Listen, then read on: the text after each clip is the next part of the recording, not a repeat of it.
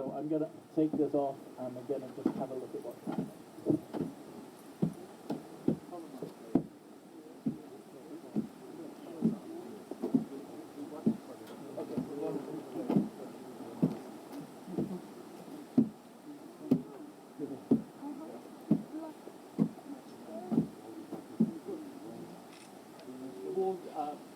The wall actually is slightly thinner at this end, so we're having to pound it quite gently, so as not to push the mud out the bottom here, because there's a slight change in the thickness. So basically, what we've done is we've guessed what they would use. They might have used a lump of timber to ram it originally, but what we've done is we've created a flat plate on the sledgehammer. It's about 300 by 150, and I imagine that when you're building the house with the trusses, you might have off-cut timber that could be used with the tamper. But this machine here, we're just using to get right at the edge to make sure that we're fully compacted on the edge. I'm going to say a bit about the shuttering mark. If anybody wants to come closer and have a look at what's going on, do feel free. Maybe stay to one side. Yeah. Maybe in here. Yeah.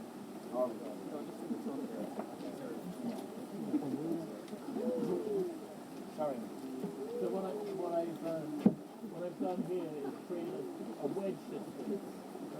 This can be very quickly tapped away and re-erected in the next bit of the wall. And I use a similar situation to actually straighten it. It's amazing how strong that can be and how adaptable it can be.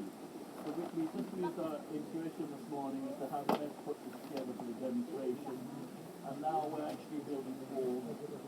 No expensive materials, just mud. The family could build this. The children could pick out the stones, any big stones, and help cart material in. So, do you want to say a few words, Owen? Yeah.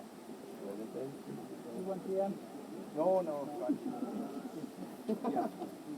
Hello everyone, my name is Owen and I'm a sixth generation stonemason and lime practitioner from Hastings, but also I've done a fair bit of work with Top, Adobe and Randler. So today we're going to be giving a demonstration on Randler. It's a very quick and effective way of building. It's been used all over the world for millennia. And sadly, the last 100 years we've forgot about it. It's from an ecological, modern way of building. It is the future. Without a doubt. The concrete industry is coming to an end, and it's time to get these back revived. So what we're doing here today is the first little demonstration, but we're building up off an existing wall. The wall is undulated like this. When you ram earth, you ram it in even lines. Okay, so you'd start off with a 6-inch depth, and you'll ram that down to 3 inches. Okay, so you keep knocking the air out of it and flattening all those nodules that are in the big clay nodules, and they break down into a powder. And the finer you get that, the stronger the finish. So we'll go up in 6-inch layers, whacking down to about 3. Now they didn't do that when they were building, they were big up, both for demonstration purposes we're doing it, but don't build on the slant, build level always. Clay as a slip race, and if water gets at it, it'll just slip. Okay? So what we're doing right now is building up one end to make it level again. Once we get level it, we'll build the whole way across. But once we have this done, we'll be able to pop the forms off and go again. So as long as you have a team of people willing to work, you can keep going. And the drier you play, the better. Cob is a different way of building. Cob is by mixing with your feet, clay, straw, and sand, and making a plug and you fire it in. This is different. The Great Wall of China, everybody knows that wall, and that most of it built this way. Okay, and if you didn't build fast enough, they built you into it. They've taken X-rays of it, and there's a lot of skeletons inside.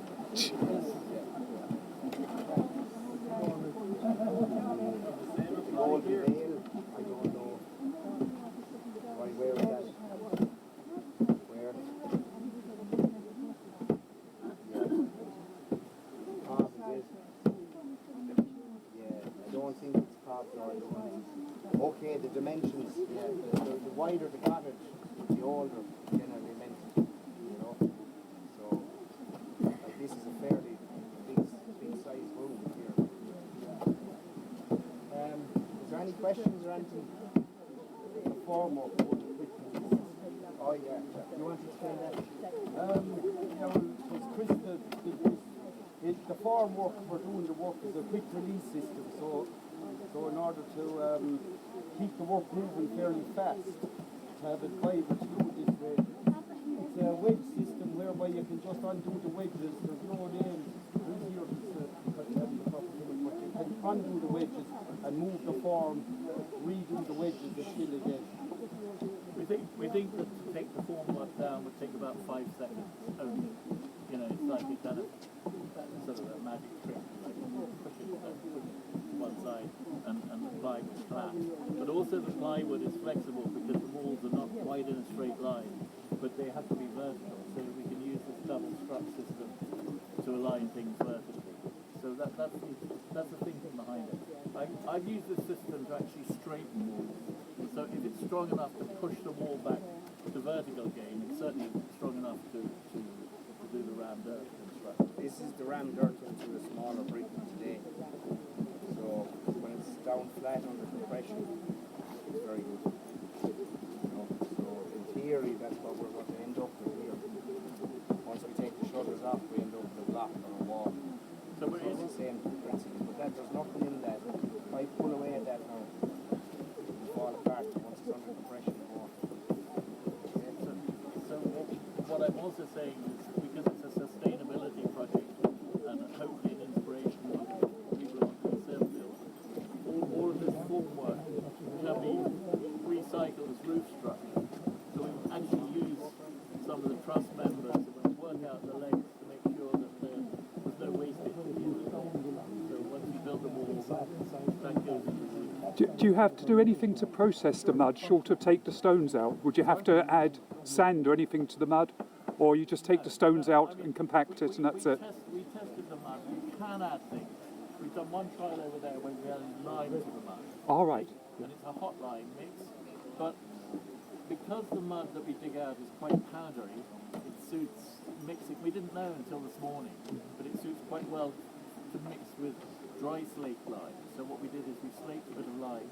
I don't know whether you have time to do a demonstration of the slaking process. Yeah, I think what we'll do is we'll just show you that. And what does the lime benefit you? Does the lime firm up the what happens with compound? The lime, particularly quick lime, is moisture hungry. So it basically helps to stabilize the clay. So even where the lime plaster on the end of the edge of the building meets the clay, it stabilizes the edge of the clay, right? But it also allows it to breathe, and it maintains it at exactly the right moisture content. If you make your lime mix too strong, then there's a chance of locking in moisture behind cracks.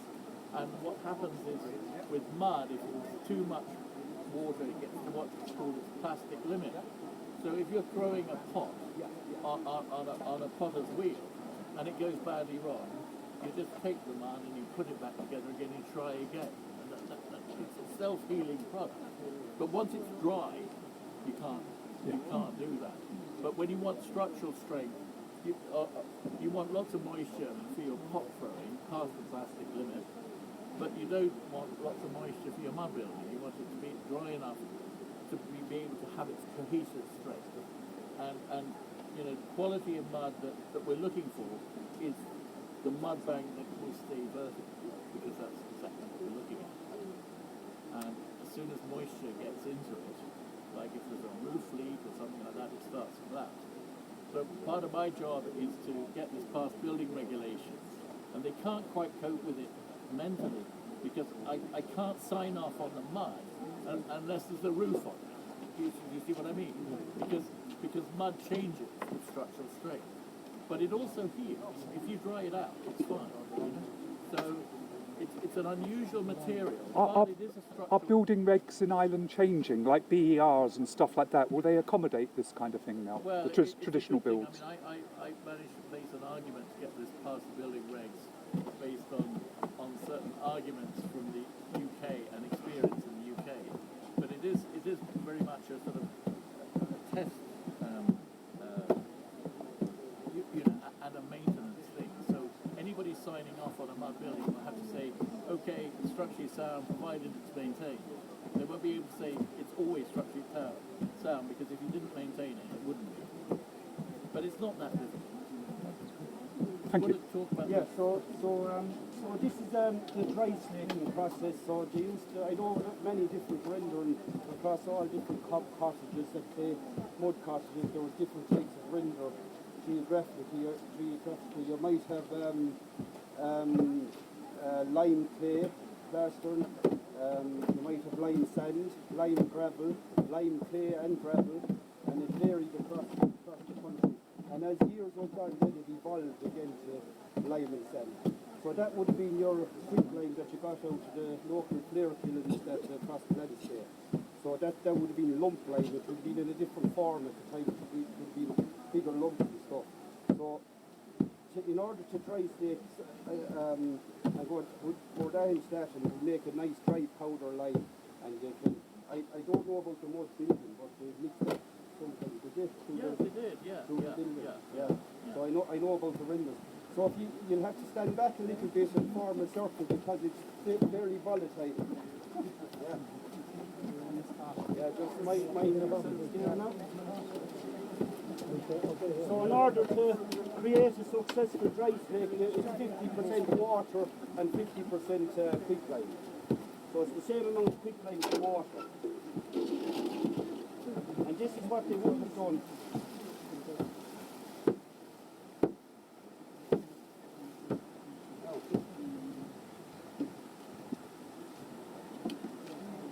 That's going to start now.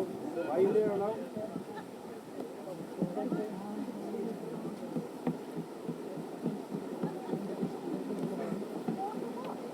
Yeah, it's instantly boiling.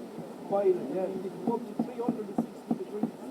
Wow. And what yeah, and that would they'd add that to the, that's only steam, so that's only steam. And they'd add that to the clay mix sometimes to stabilise the clay, keep it together that's my pop up now and that will turn to dry hydrate, then you just pour it on top of the hill of clay and mix it all up and you can stabilise it and ram it away. Everybody who's doing lime, or most people who are doing lime, they're importing it from France. This is local lime, and once you have the skills of this is a very commercial and environmentally friendly way of building. And David is here because he's actually using this material commercially. So you end up powdering. Chemical reaction that produces heat. Yeah. CaO. CaO plus water. It's an exothermic reaction. I call it magic. That's automatically lime tags, your renders, your cow dung, your clay, your lime, your sand, gravel, straw, everything. And that would be a binder. And you could sprinkle it on mud and make a road out of it as well.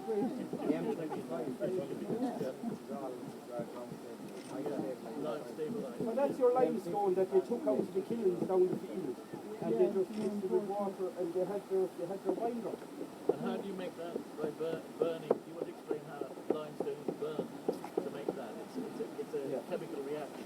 Yeah, so in the lime kilns themselves, so they used to build it up in layers. They'd fill it from the top, so they'd have the fuel ash at the bottom, might be coke, coal or wood ash, and they put a layer of fuel, a layer of limestone. The limestone would go in about that size, and there'll be layer that and layer the